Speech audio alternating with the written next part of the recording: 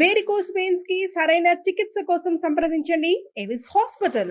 నమస్తే రమగారు. నమస్తే జీ. రమగారు, చిన్నపిల్లలు తుమ్మినప్పుడు చిరంజీవ అంటారు పెద్దవాళ్ళు. అసలు ఈ పదం ఎందుకు వచ్చింది?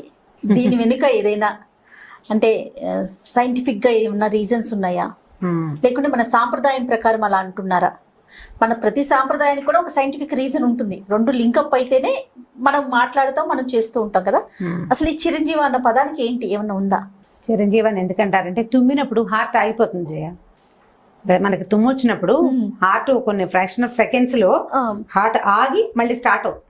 ఓకే, దాన్ని సెటిల్మెంట్ కోసం అంటారు. సైంటిఫిక్ గా సైన్స్ ప్రకారం అయితే ప్రతిసారి తుమ్మినప్పుడల్లా హార్ట్ ఆగిపోతుంది, ఆగి మళ్ళీ ఆన్ అవుతుంది అనమాట. పాతకాలం వాళ్ళకి ఈ సంగతి తెలుసు. ఇప్పుడు సైన్స్ కొత్తగా కనిపెట్టింది కాదు. తుమ్మితే ఈ గుండె ఆగిపోతుందని మళ్ళీ రీస్టార్ట్ అవుతుంది అనే సంగతి మన తాత ముత్తాతల నాడే తెలుసు.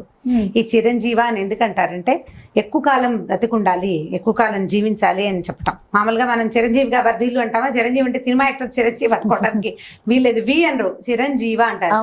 చిరంజీవ, శతాయుషు, దీర్ఘాయుషు, మార్కెండయాయుషు ఇలా దీవిస్తారు. వరుసగా తుమ్మారనుకో 3-4 చంటి పిల్లల తుమ్ములు వరుసగా ఇవి వర్డ్స్ వస్తాయి. చిన్నపిల్లలే కాదు, పెద్దవాళ్ళు కూడా. ఇప్పుడు నువ్వు తుమ్మితే నేను చిరంజీవి అనే అనొచ్చు. అట్లా ఇంగ్లీష్ వాళ్ళైతే బ్లెస్ యూ అంటుంటారు.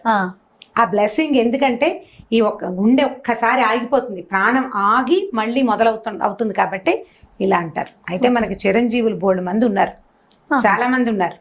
అయితే మనం కథలు చెప్పుకుంటూ ఉంటాం చాలా. మనకి హనుమంతుడు తెలుసు, ఆంజనేయ స్వామి ఇప్పటికీ కూడా హిమాలయాల్లో ఉన్నాడు అంటారు కదా. దాని లెక్క ఏంటంటే చిరంజీవులు 7 ఉన్నారట మన పురాణాల ప్రకారం.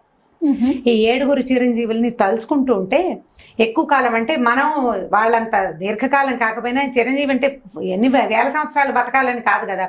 పూర్ణాయుష్, ఒక మనిషి 100 ఏళ్ళు బతకాలి. అల్పాయుష్ 25-30 ఏళ్లకే పోకుండా లేదా చిన్నతనంలోనే మరణించకుండా ఉండటం కోసం పెద్దవాళ్ళు అట్లా దీవిస్తారన్నమాట. అయితే ఈ చిరంజీవుల సంగతి చెప్పుకోవాలి మనం. అశ్వత్థామ బలిర్వ్యాసో హనుమాన్శ్చ విభీషణ కృప పరశురామశ్చ సప్తైతే చిరజీవిన అని చెప్తారు. ఈ శ్లోకంలో 7 పేర్లు మనకు కనపడతాయి. అశ్వత్థామ, బలి, వ్యాసుడు, హనుమాను, విభీషణుడు, కృపుడు, పరశురాముడు. వీళ్ళు 7 కాకుండా 8వ వాడు మార్కండేయుడిని కూడా మనం తలుచుకుంటాం. ఈ మార్కండేయుడు ఏంటంటే భగవత్ కృప వల్ల ఎక్కువ కాలం చిరకాలం జీవించాలి. అంటే పూర్ణాయుష్కుడుగా అతను ఎక్కువ సంవత్సరాల నుండి చిరంజీవిగా ఉండేందుకు శివుడి నుంచి వరాన్ని పొందాడు. ఈ మొదట 7 చెప్పాం కదా. మొట్టమొదట అశ్వత్థామ మాత్రం అతను చేసిన దుర్మార్గం వల్ల అతను ఎప్పటికీ బతికే ఉండేలాంటి శాపాన్ని పొందాడు. అతను ఒక్కడే శపించబడ్డవాడు వీళ్ళల్లో. అశ్వత్థామని మనం ఎందుకు తలుచుకుంటాం? అతను కూడా వీళ్ళతో బతుకున్నాడు కాబట్టి తలుచుకుంటాం, కానీ తలుచుకోదగిన వ్యక్తి కాదు అశ్వత్థామ. అశ్వత్థామని పక్కకి పెట్టి ఆయన కథ చివరికి చెప్దాం. బలి చక్రవర్తి మనకు తెలుసు. వామన అవతారంలో విష్ణుమూర్తి బలిని పాతాళంలోకి తొక్కేశాడు. అతను చిరంజీవిగా, అంటే మొత్తం ప్రపంచం తలకిందులైనా ఆయన బ్రతికే ఉండేలాంటి వరాన్ని పొందాడు. అప్పుడు ప్రతి సంవత్సరం మన సంక్రాంతి పండక్కి బలిచక్రవర్తి వచ్చి రథం ముగ్గేస్తాం, ఈ రథం నుంచి ఆ రథం మీదకి మారుతూ చూస్తాడని చెప్పుకుంటాం మనం. పంటలు చూడ్డానికి వస్తాడని. ఈ బలి ఒకటి చిరంజీవి. తర్వాత వ్యాస మహర్షి. వ్యాసుడు అంటే వ్యాస మహర్షి, మనకి 18 పురాణాలు రాసిన వ్యాస మహర్షి. ఆయన కూడా చిరంజీవి. ఇప్పటికీ కూడా జీవించి ఎక్కడున్నారో ఉన్నారనే చెప్తున్నారు వ్యాసుడు. తర్వాత ఈ వ్యాసుల వారే కుమారుడే మనకి సుఖ మహర్షి భాగవతాన్ని మనకు అందించింది. తర్వాత వ్యాసుడు, అశ్వత్థామ, బలి, వ్యాసో, హనుమాన్స్య విభీషణ, హనుమంతుడు. ఇప్పటికీ ఉన్నారంట. ఆంజనేయ స్వామి ఎప్పుడు ఉంటాడు? చిరంజీవి అంటాం. అసలు ఆంజనేయ స్వామి పేరే మనం చిరంజీవి అని చెప్పుకుంటాం. చిరంజీవి అని పేరుంటే అది ఆంజనేయుడి పేరుగా భావిస్తాం మనం. తర్వాత విభీషణుడు కూడా ఈ మన రామాయణ కాలం నాటి విభీషణుడు. అతను కూడా చిరంజీవిగా ఉండడానికి వరాన్ని పొందాడు. తర్వాత కింద లైన్లో ఉన్నది కృపుడు, పరశురాముడు. ఈ కృపాచార్యుడు ఎవరంటే మహాభారత కథలో ద్రోణాచార్యుడి బావ. ఈ కృపాచార్యుడు ధృతరాష్ట్రుడు వాళ్ళ దగ్గర ముందు నుంచి ఉన్నాడు, ఆయన గురువుగా. ఆయన తాలూకు బావే ద్రోణాచార్యుడు. కృపాచార్యుడు, కృపి అని 2 అన్నను చెల్లెలు. కృపిని ఈ ద్రోణాచార్యుడికి ఇచ్చి వివాహం చేశారు. ఈ కృపాచార్యుడు కూడా చిరంజీవిగా వరం పొంది ఉన్నాడు, కృపుడు. తర్వాత పరశురాముడు మనకు తెలిసిన, ఈయన కూడా రామాయణ కాలం నాటి పరశురాముడే. రామాయణం కంటే చాలా ముందు కాలంలోనే పరశురాముడు ఉన్నాడు. ఈయన కూడా అఖండమైన తపస్సు, మహాశివభక్తి. ఆయన అవడానికేమో విష్ణువంశ, కానీ శివభక్తుడు. ఆయన కూడా చిరంజీవిగా ప్రపంచంలో ఎప్పటికీ బతికే ఉండే అవకాశాన్ని భగవంతుడు ఇచ్చాడు. అయితే ఈ మొదటి నుంచి చెప్పిన వాళ్ళలో అశ్వత్థామ ఉన్నాడు కదా, ఈ అశ్వత్థామ ఏం చేశాడంటే ఇతను కూడా మహాభారతానికి అటాచ్ అయిన క్యారెక్టర్. ఇంచుమించుగా ఒక బలి, హనుమంతుడు, విభీషణుడు వీళ్ళు ముగ్గురు వేరు కాలాలు. ఆంజనేయుడు, విభీషణుడు ఏమో రామాయణ కాలం, బలి చక్రవర్తి కృతయుగం నాటివాడు. మిగిలిన వాళ్ళంతా మహాభారతంతో అటాచ్డ్గా కనపడతారు.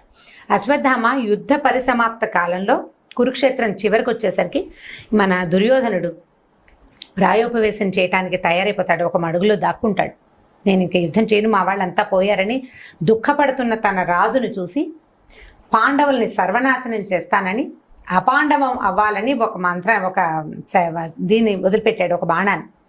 అది ఎలా చేసిందంటే ఆఖరికి ఉత్తరాగర్భంలో ఉన్న పిల్లవాడిని కూడా చంపేసింది. ఈ రాత్రిపూట నిద్రపోతున్నటువంటి ఉప పాండవులు ద్రౌపదీ దేవతలకు సంతానాన్ని చంపేశాడు అతను. వీళ్ళని చంపేసి ఆ అస్త్రంతో ఉత్తరాగర్భంలో ఉన్న శిశువును కూడా, గర్భస్థ శిశువును కూడా చంపేశాడు. చంపేస్తే పట్టుకున్నారు అశ్వత్థామని వాళ్ళు, పాండవులు పట్టేసుకున్నారు. పట్టుకుని ద్రౌపదీ దేవి దగ్గరికి తెచ్చారు.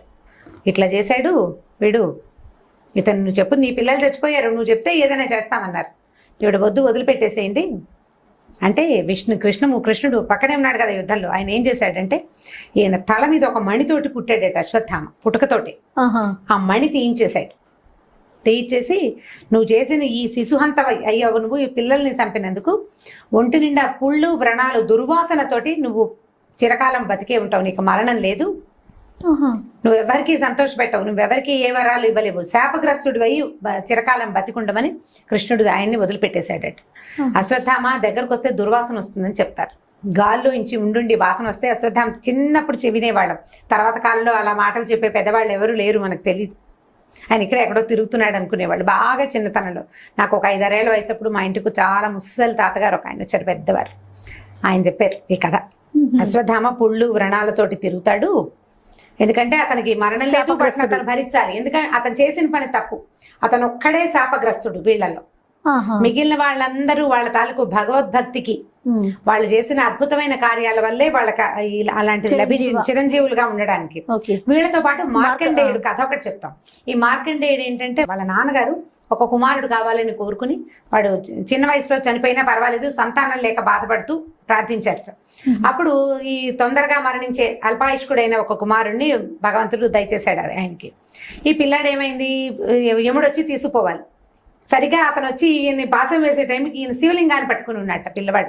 శివభక్తి దురంధరుడైన మార్కండేయుడు ఆయనకి లింగాన్ని కావలించుకున్నాడు. యముడు పాసం విసిరేసరికల్లా ఈయనతో పాటు శివలింగం కూడా వచ్చేసింది. వచ్చేసరికల్లా ఆయన రుద్రుడు వచ్చేసి నన్ను ఆశ్రయించిన వాడిని నువ్వు ఎట్లా తీసుకెళ్తావని ఖచ్చితంగా ఆయన యముడిని నిరాకరించాడు అన్నమాట, తృణీకరించాడు. యముడిని తీసుకెళ్ళడానికి వీల్లేదు, వీడు నన్ను ఆశ్రయించున్నాడు కాబట్టి అని చెప్పి ఈ మార్కండేయుడికి పూర్ణాయుష్కుడుగా చిరాయువుగా అతన్ని దీవించారు. ఇతను దీనివల్ల వచ్చిన వాడు అనమాట. ముందు చెప్పిన వాళ్ళు చాలా యుగాల నుంచి ఉన్నవాడు.